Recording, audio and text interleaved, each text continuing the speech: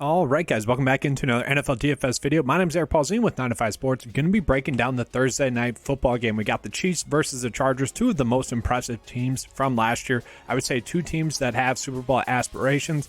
The Chargers obviously just need to stop choking pretty much is what needs to happen there. So this is a game that I'm excited to get into. Just looking at the odds for this game, you got the Chiefs are favored to win by 4.5 or 4 points. The over and under for this game is set at 54, which is a ton. Okay, so this is a game in which they expect to be high scoring, and I do as well. With that, we're going to have to try to find some values because we are going to want to pay up for the studs. So let's get into it, guys. But first, if you enjoyed this video, give it a like and subscribe. That helps out the channel a lot. If you have any sneaky plays that you think are out there, let us know in the comment section below. So I'm going to start off with the Kansas City Chiefs actually instead. So what I'm looking at is I want to show you guys or tell you guys about the Chargers defense last week, because the Chargers defense did a really good job. Okay, they got a ton of pressure on Derek Carr. There's 9 quarterback hits. Joey Bosa and Khalil Mack both did really well. I think combined they ended up with 4.5 sacks, which obviously very good. They were to get pressure, which then caused Derek Carr to throw 3 interceptions. And Bryce Callahan, kind of the cornerback that covers slot receivers, he was covering Hunter Renfrow a lot, had an INT, and he almost had 2 INTs. So he had a very good game. And I bring that up because, well, that might mean that someone like Juju Smith-Schuster could struggle. And he was their top receiver, if you will. Now, MVS ended up playing the most snaps. Okay, MVS played 75% of the snaps, where Juju played about 66% of the snaps. Given the fact that he was only on the field for 66% of the snaps, and you got Bryce Callahan, who's been one of the better slot corners in the league, that does worry me. And that might be a reason why I fade Juju. And if we end up fading Juju, well, then we have MVS, who's priced down a little bit more than him. And like I said, he was on the field for 75% of the snaps. He's a big play receiver. He had 4 catches for 44 yards on 4 targets. It wouldn't be too shocking to see him hit a long touchdown. Okay, he is a big play receiver.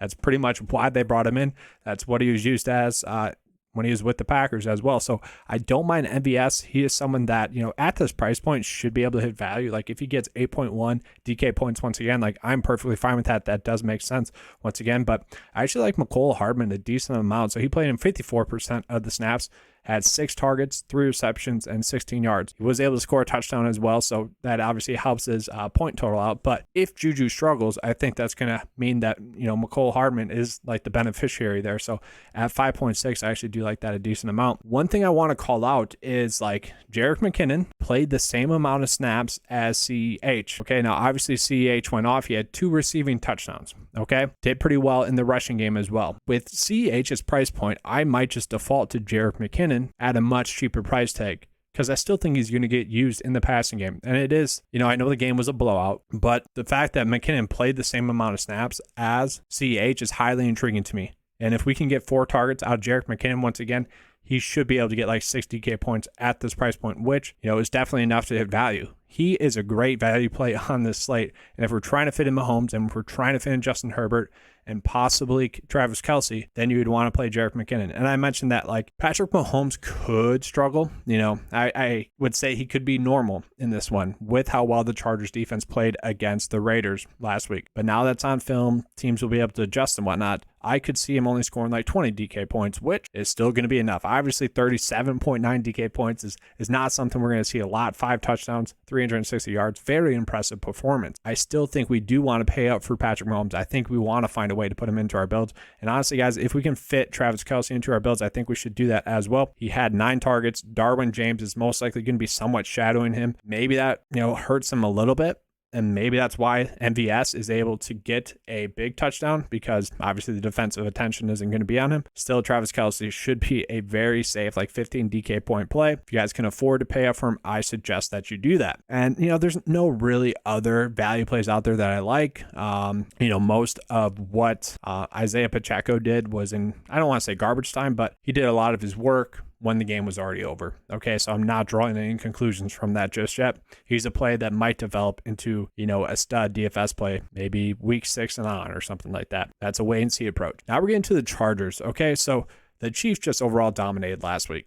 Okay, you get Justin Herbert coming into this game without his top receiving weapon in Keenan Allen, which is very interesting because DraftKings didn't really price adjust to that. You got Mike Williams at 9K, and no one in this offense saw over 4 targets. Okay, I'm not too worried about that. Yes, this team has been known to spread the love a little bit, but talent is gonna peek through here. Talent is gonna come through. Like Mike Williams, I do expect him to get like 7 targets, and I expect him to have a huge game in this one. But at the same time, like Josh Palmer is a player that I really like, and if you could have told me we would get him on a high-scoring game with Keenan Allen out after giving 75% of the receiver snaps, yeah, he played a lot of snaps, okay? Like, all that adds up to Josh Palmer at this price point. Like, you just have to play him. And honestly, I just might put him in the captain spot. Like, him without Keenan Allen in this game, in a high-scoring game, like, he should be able to get like 6 to 7 to 8 targets and be able to produce, be able to put 10 DK points up just alone. Like, I love Josh Palmer as a captain's pick as well, and he allows you to be able to pay up for Justin Herbert, and I love that. That just makes the slate a lot easier. Okay, now I would much rather be able to fit Mike Williams in there instead of maybe McCole Hardman. But that is how it goes. Like, that, it is what it is. Like, we're just kind of stuck with that. I think this would be a solid build to start off with. Now, obviously, I do want to get Mike Williams in there, but I do want to point out Austin Eckler did not play a full allotment of snaps. He only played about 50% of the running back snaps, splitting it with Josh Kelly and Sony Michel, who both didn't look great, but they didn't look terrible. That's just a weird thing. Now, I'm going to assume that they're going to realize that was a mistake, and I'm going to assume that they're going to try to get him the ball more in the passing game, get him more than 4 targets as well. I kind of expect Eckler, Williams, and Josh Palmer to be the focal point of this offense in this game and get around 6 targets each, maybe more than that, depending on how the game goes. Obviously, with the high over and under, you would think that they would get more targets than that. You would think that they'd be more productive than that. So I do like Eckler a lot. I don't want to say I want to see it first, but it was just strange, the snap count, the lack of usage. I think they auto-correct that here. But this is very much a slate in which you are trying to pay up for the studs. You need to find a way to pay up for the studs. And you kind of just have to mix and match. Like, obviously, leaving Eckler and Mike Williams off this build is not great. Like, I don't love that. We do want to kind of favor a game stack side, okay? So maybe, I don't want to say maybe you fade one of the quarterbacks, but it might be a route that we are forced to go, unfortunately. Like, okay, we're favoring the Chiefs in this one. Maybe we go with, I don't know, Mike Williams instead, because we're suggesting that Justin Herbert is not going to dominate. And then, I don't know, we could